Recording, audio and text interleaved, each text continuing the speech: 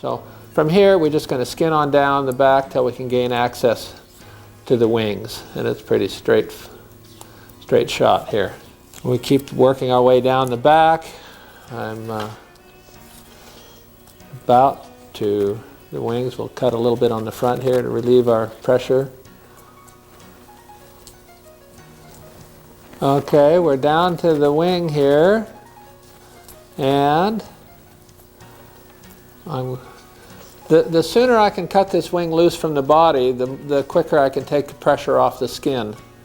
And so that's what we're looking for. And I just now cut the bone loose here, so now the wing can relax. Again, cutting some of the tissue around the wing.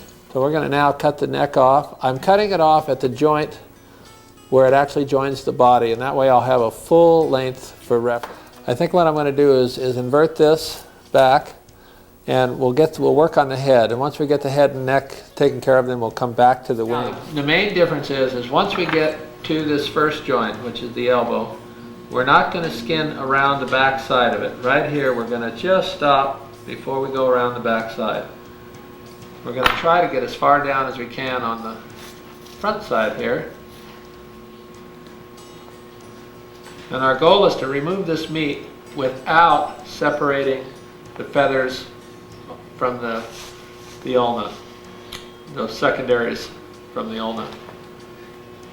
Okay, at this point, we want to cut the tendons loose that are headed back towards the body.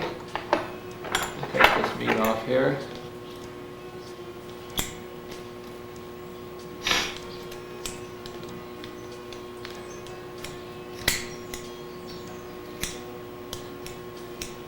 We'll clean up this knuckle bone here on the wire wheel a little bit, and we'll also trim again some of the bulk off of it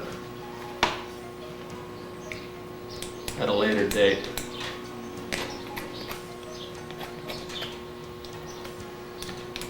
Okay, at this point, we want to take our number 11 blade, and we want to start cutting the tendons loose that are attached to the meat that's headed now toward the extremity of the wing. Really key part of this method is the corn cob. You have to get generous amounts of corn cobs because you can't hold on to this meat tissue when it's sliming all around.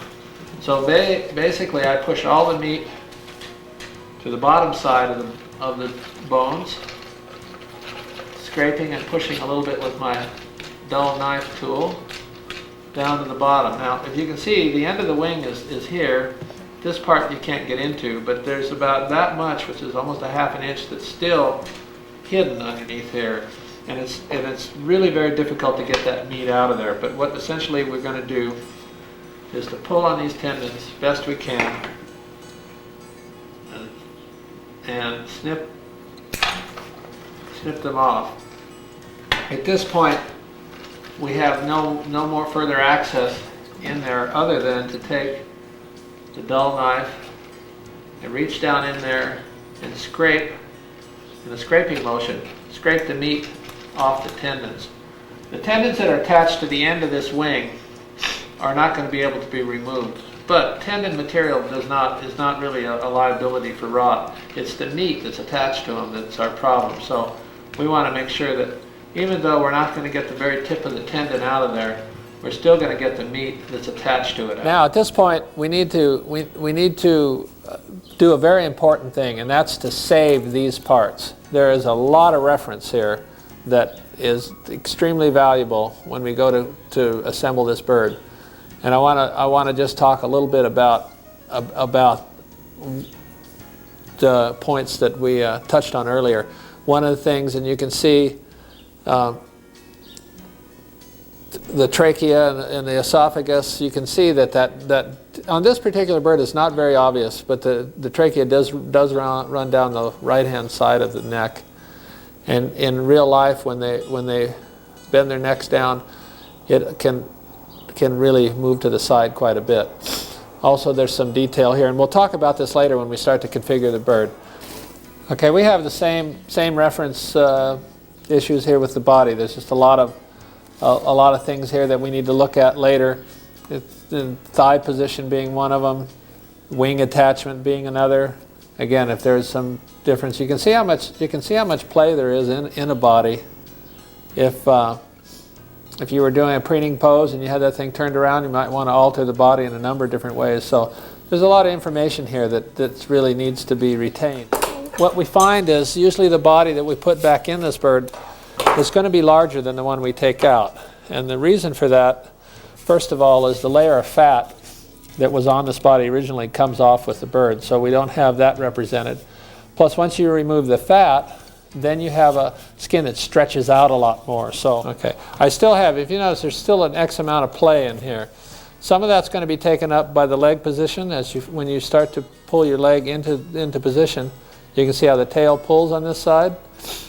Some of that slack's going to be taken up that way. Some's going to be taken up by the diameter of the drumstick, and certainly some will be taken up by the thickness of the scapular bones in the scapular area on the wing bones here. The humerus will fill up and take up some of that. So you need to have some play. Unlike a mammal, if you get a fit that comes just together on a mammal, you're usually home free. But on a bird, if it just comes together, we got possible problems down the road. On a standing bird, I wire all the wings, just like I would do a flying bird, only I wire them with very light wires. I'm going to put that wire in the hole that we use to get rid of the marrow, and we push that wing in there, slide it down, and position the feathers where we like on the wing.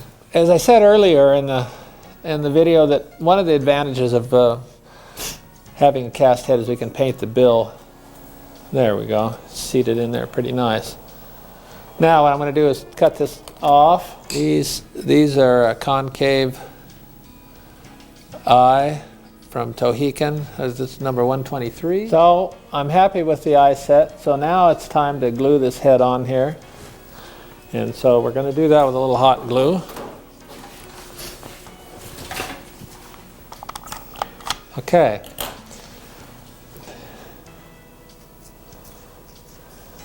One of the things that we always have to learn to do, it's natural to do it the other way, is to always pull that skin up. Pull it up on the head. And the neck as well. We always tend to want to shrink it down. Sometimes you have to pull the head forward in order to get the skin where you want it.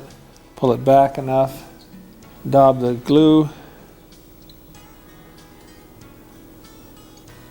And the secret to this is you want to put just a very little bit of glue.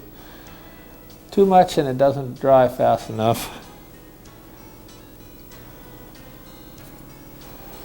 And then with your poke and prod device, push it right up to the bill. You can see how without too much fussing he already has a really good canvas back look to his head.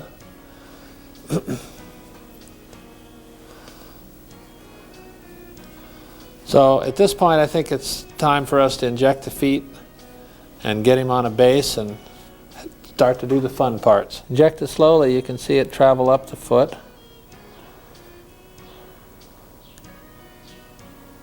And it will actually penetrate into the webbing, which is really, really nice. I'm going to do one shot up into the upper part.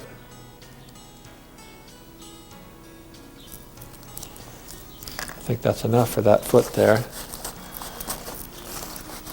You have a bit of working time. What happens with these is it does kick off in the foot and set it. The foot starts to set a little bit, but it doesn't get rock hard, and you can still manipulate the webbing and the toes and all the good things.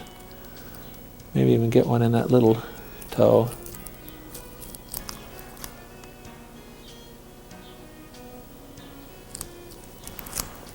It's helpful to have some lacquer thinner on standby here when you're doing that. It's the only way you can get it out of the feathers if you happen to have a mishap.